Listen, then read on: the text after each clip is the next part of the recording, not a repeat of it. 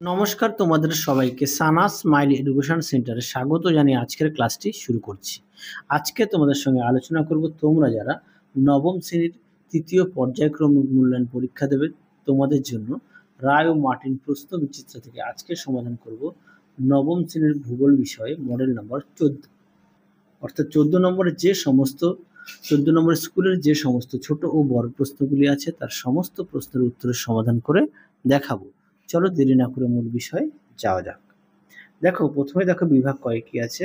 এক দাগের আবর্তনের সময়ের তুলনায় পরিক্রমণের সময় কম যে গ্রহের তা হলো সঠিক উত্তর হবে বুধ, অপশন এ। 2 দাগের প্রশ্নের উত্তরটি হবে অপশন সি, 90 ডিগ্রি কোণে। 3 দেখো সৌরদিন ও নক্ষত্র দিনের মধ্যে সময়ের পার্থক্য হলো, উত্তরটা হবে অপশন এ, 3 মিনিট 56 সেকেন্ড। 4 দেখো পাথ কথাটি প্রথম ব্যবহারকারীর, উত্তরটা হবে ম্যাকেঞ্জি, অপশন বি। 5 দেখো আরাবল্লী যে ধরনের পর্বত তা হলো সঠিক উত্তর হবে প্রাচীন ভঙ্গিল পর্বত, অপশন সি। তারপরে দেখো 6 ভারতের উচ্চতম পর্বত বেষ্টিত মালভূমি হলো, উত্তরটা হবে সি, পামির। 7 দেখো আবহ বিকারজাত শিলাখণ্ড অন্তর্জাত বল দ্বারা স্থানান্তরিত হওয়ার প্রক্রিয়াকে বলে পুঞ্জিত স্খলন, অপশন এ। পরবর্তী দেখো কি আছে। 8 দাগের ফসল কেটে নেওয়ার পর গাছের অবশিষ্টাংশ জমিতে ফেলে রেখে মাটি ক্ষয়রোধ করার পদ্ধতিকে বলে মালচিং, অপশন বি। 9 দেখো দাবানলের কারণ হলো, সঠিক উত্তর হবে সবগুলি প্রযোজ্য, অপশন ডি। 10 দেখো উত্তরবঙ্গের ত্রাসের নদী বলা হয়, উত্তরটা হবে তিস্তা, অপশন এ। 11 দেখো নীল সোনা হলো, সঠিক উত্তর হবে জল, অপশন বি। 12 দেখো যে রাজ্যের সঙ্গে পশ্চিমবঙ্গের সীমানা সব থেকে বড় তা হলো, সঠিক উত্তর হবে ঝাড়খণ্ড, অপশন সি। 13 দেখো হুগলি নদীর ডান তীরের একটি পাট শিল্প কেন্দ্র হলো, উত্তরটা হবে শ্যামনগর, অপশন বি। 14 দেখো বৃহৎ স্কেলের মানচিত্র হলে, উত্তরটা লিখবে মৌজা মানচিত্র, অপশন সি। পরবর্তী দেখো কি আছে শুদ্ধ অশুদ্ধ। 1 দাগের প্রশ্নের উত্তরটা হবে অশুদ্ধ, 2 দাগেরটা হবে অশুদ্ধ, 3 দাগেরটা হবে অশুদ্ধ, 4 দাগেরটা হবে অশুদ্ধ। তার পরবর্তী দেখো 5 দাগের প্রশ্নের উত্তরটা হবে শুদ্ধ, 6 দাগেরটা হবে শুদ্ধ, 7 দাগেরটা হবে অশুদ্ধ। পরবর্তী দেখো শূন্যস্থান পূরণ কি আছে। বিয়ের 1 ইরাটোস্থেনিসেদের নির্মিত পৃথিবীর পরিধি 39,690 কিলোমিটার স্টেডিয়াম। 2 দেখো দ্রাঘিমা রেখার সর্বোচ্চ মান 180 ডিগ্রি। তারপরে দেখো 3 দাগের দুটি মহাদেশীয় পাত যে রেখায় মিলিত হয় তাকে বলে ভূগঠনিক প্লেট সীমানা। পরে দেখো 4 দাগের পাদদেশীয় সমভূমি ভারতের ভাবর নামে পরিচিত। 5 দেখো পশ্চিমবঙ্গের ধানের ভান্ডার বলা হয় পূর্ব বর্ধমান জেলাকে। 6 দেখো একক মুক্ত স্কেল হলো ভগ্নাংশ সূচক স্কেল। 7 দেখো কলকাতার জীবনরেখা বলা হয় হুগলি নদীকে। পরবর্তী দেখো কি আছে 2 সি দাগের 1 জিএমটির সম্পূর্ণ নাম কি, উত্তরটা লিখবে গ্রিনিচ মেন টাইম। পরবর্তী দেখো 2 দাগের অনুসুর অবস্থানকে অস্ট্রেলিয়ার কোন ঋতু বিরাজ করে, উত্তরটা হবে গ্রীষ্মকালীন। 3 দেখো আগ্নেয়গিরির যে স্থান থেকে ম্যাগমা বেরিয়ে আসে তাকে বলে জ্বালামুখ। 4 দেখো স্ক্রিপ বা টেলাস কি, উত্তরটা দেখো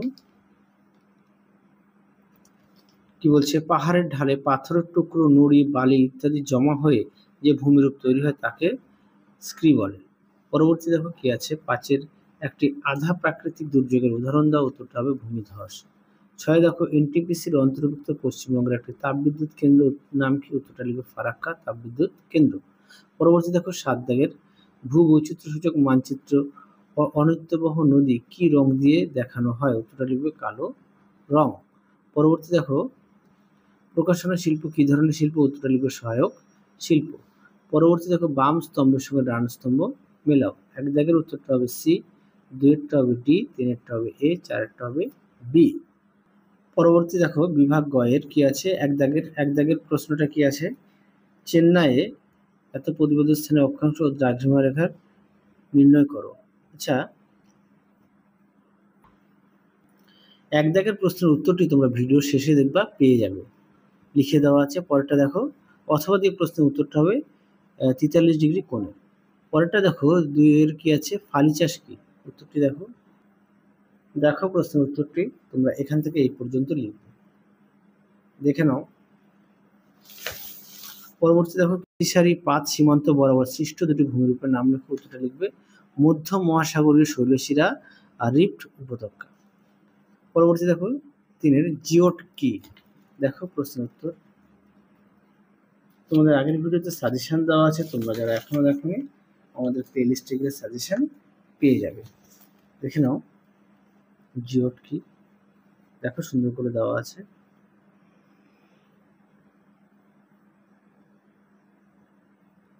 এই ভিডিওতে তোমাদের একটি কমেন্ট বক্সে প্রশ্ন রাখলাম, তোমরা অবশ্যই কমেন্ট বক্সে উত্তরটা জানাবে। প্রশ্নটা হচ্ছে, কোন গ্রহকে যমজ গ্রহ বলা হয়? আরো একবার বলি, কোন গ্রহকে যমজ গ্রহ বলা হয়? তোমরা অবশ্যই কমেন্ট বক্সে উত্তরটি দেখাবে। পরবর্তী প্রশ্ন দেখো, প্লাবনভূমি কাকে বলে? এই প্রশ্নের উত্তরটাও তোমরা ভিডিও শেষে পেয়ে যাবে, লিখে দেওয়া আছে। পরেরটা দেখো, আচ্ছা 4 দাগের প্রশ্নটা দেখে নাও, তার উত্তরটা তোমাদের দেখায়। দেখো প্রশ্নটি, তার উত্তরটা এখান থেকে এই পর্যন্ত তোমরা লিখবে। পরবর্তী প্রশ্ন দেখো কি আছে, হরপা বান কাকে বলে? দেখো প্রশ্নের উত্তরটি দেখে নাও, উত্তরটি এখান থেকে এই পর্যন্ত উত্তরটি লিখবে।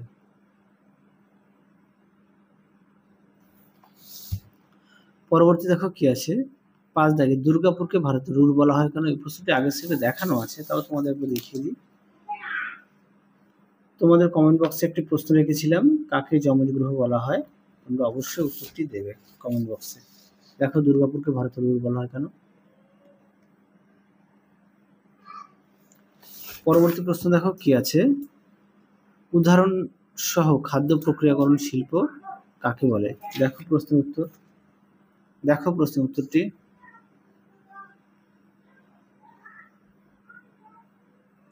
দেখো উত্তরটি।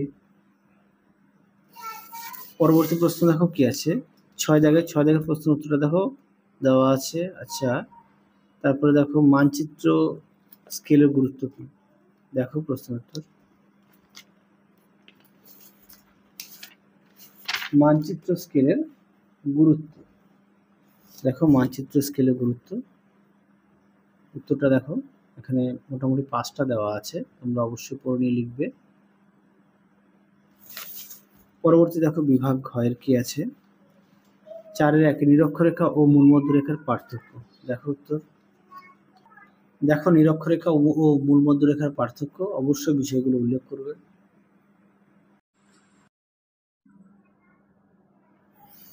পরবর্তী প্রশ্ন দেখো কি আছে, পৃথিবীর আবর্তন গতি আমরা অনুভব করি না কেন?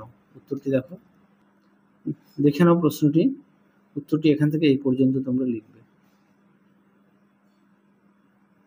এখান থেকে এই পর্যন্ত উত্তরটি লিখবে। পরবর্তী প্রশ্ন দেখো, কার্বনেশন ও অক্সিডেশনের সমীকরণ সহ পার্থক্য লেখো।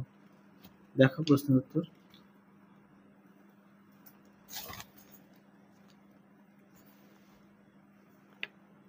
দেখে নাও প্রশ্নের উত্তরটি, অবশ্যই তোমরা বিষয় উল্লেখ করবে। দেখো উত্তরটি, অবশ্যই বিষয় উল্লেখ করবে। পরবর্তী প্রশ্ন দেখো, সমভূমি অঞ্চল ঘনবসতিপূর্ণ কেন? আচ্ছা, এই প্রশ্নের উত্তরটিও তোমরা পেয়ে যাবে, লিখে দেওয়া আছে। হ্যাঁ, এই প্রশ্নের উত্তরটিও ভিডিও শেষে দেওয়া আছে, একটু দেখে নিও। 3 দেখো বিপর্যয় মোকাবিলায় শিক্ষার্থীর ভূমিকা কি? উত্তরটি দেখো। দেখো প্রশ্নের উত্তরটি।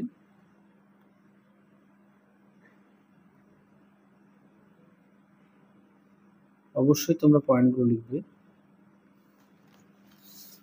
পরবর্তী দেখো, বৃষ্টিপাত ও বায়ু প্রবাহের উপর ঘূর্ণিঝড়ের প্রভাব লেখো। আচ্ছা, এই প্রশ্নের উত্তরটি তোমরা ভিডিও শেষে পেয়ে যাবে, লিখে দেওয়া আছে। পরেরটা দেখো, ম্যানগ্রোভ অরণ্যের অভিযোজনগত বৈশিষ্ট্য উল্লেখ করো। এই প্রশ্নটি তোমাদের ভিডিও শেষে দেওয়া আছে, একটু দেখে নিও। পরে দেখো, মানচিত্রের উপাদান উল্লেখ করো। দেখো উত্তর। দেখো প্রশ্নের উত্তর।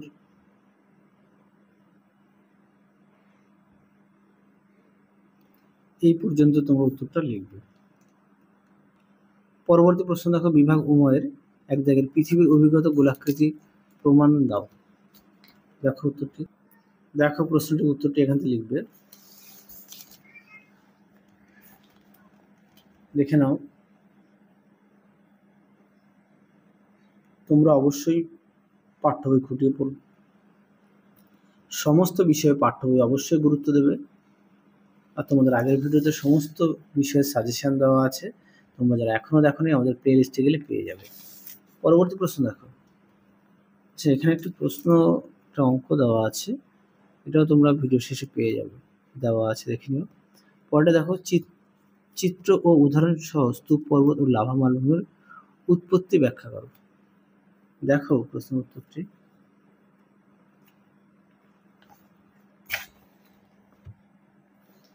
প্রথমটা দেখো স্তূপ পর্বত সম্পর্কে, দেখে নাও।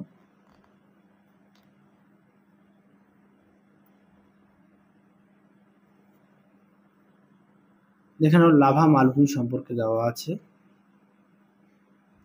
লাভা মালভূমি। এখান থেকে এই পর্যন্ত লিখবে, ঠিক এই পর্যন্ত লিখবে লাভা মালভূমি। পরবর্তী দেখো কি আছে। পরবর্তী প্রশ্ন ছিল মৃত্তিকা গঠনের প্রক্রিয়াগুলি ব্যাখ্যা করো। উত্তরটি দেখো, দেখো উত্তর।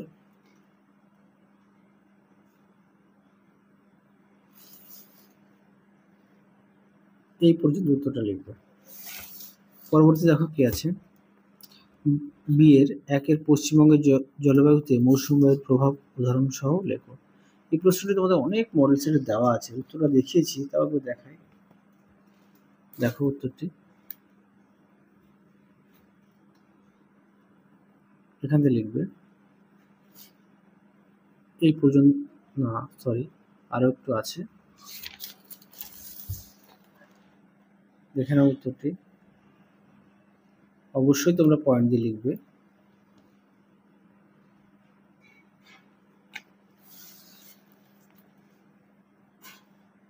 দেখে নাও, এই পর্যন্ত লিখবে। পরবর্তী দেখো, 2 থেকে পশ্চিমবঙ্গের চা উৎপাদনের অনুকূল ভৌগোলিক পরিবেশ বর্ণনা করো। দেখো প্রশ্ন উত্তরটি।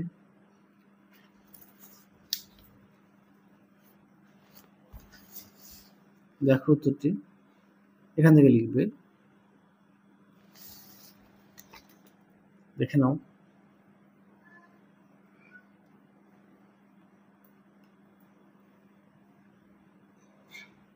ঠিক এই পর্যন্ত লিখবে। পরবর্তী দেখো, কলকাতার সহযোগী বন্দর হিসেবে হলদিয়া বন্দর গড়ে ওঠার কারণ কি। দেখো প্রশ্ন উত্তরটি।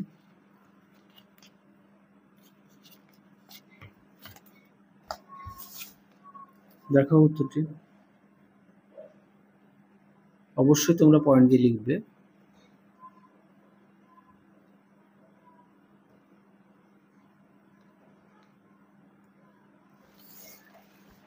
ঠিক এই পর্যন্ত উত্তরটা লিখবে। পরবর্তী দেখো, 4 দাগের পশ্চিমবঙ্গের তথ্য প্রযুক্তি সংস্থাগুলির নাম সহ শিল্পটি গড়ে ওঠার কারণ লেখো। দেখো প্রশ্ন উত্তর, এখান থেকে লিখবে উত্তরটি। দেখে নাও,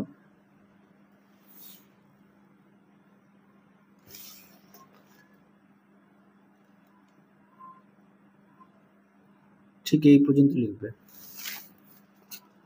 ভিডিওর শেষে যেগুলো বাকি আছে সেগুলো দেখো দেওয়া আছে।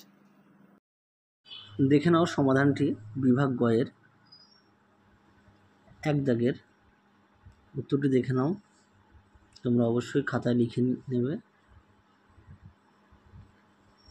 তোমাদের আগের ভিডিওতে সমস্ত বিষয়ের সাজেশন দেওয়া আছে, তোমরা যারা এখনো দেখোনি আমাদের প্লে লিস্টে গেলে পেয়ে যাবে। 3 অথবা দিয়ে প্লাবনভূমি কাকে বলে। দেখো তার উত্তর।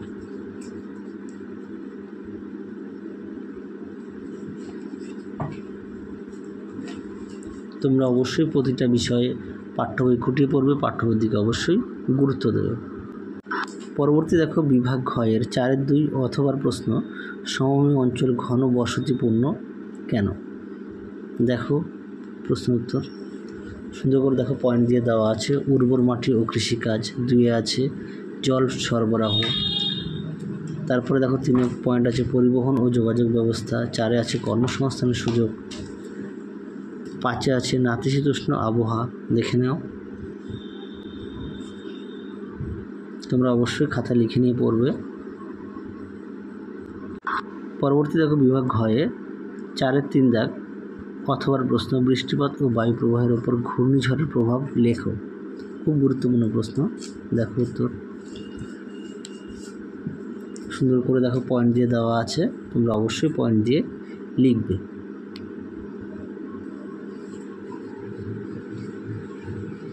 তোমরা খাতায় একটু লিখে নিয়ে পড়বে।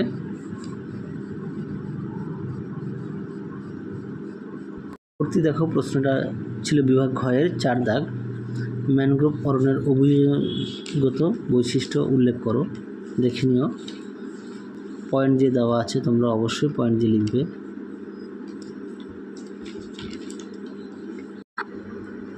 দেখে নিও উত্তরটি। তাহলে চলো আজকের মতো এখানেই সমাপ্ত করছি। আবার দেখা হবে খুব শীঘ্রই তোমাদের পরবর্তী ভিডিওতে। তোমরা সবাই সুস্থ থেকো, ভালো থেকো। আজকের মতো টাটা।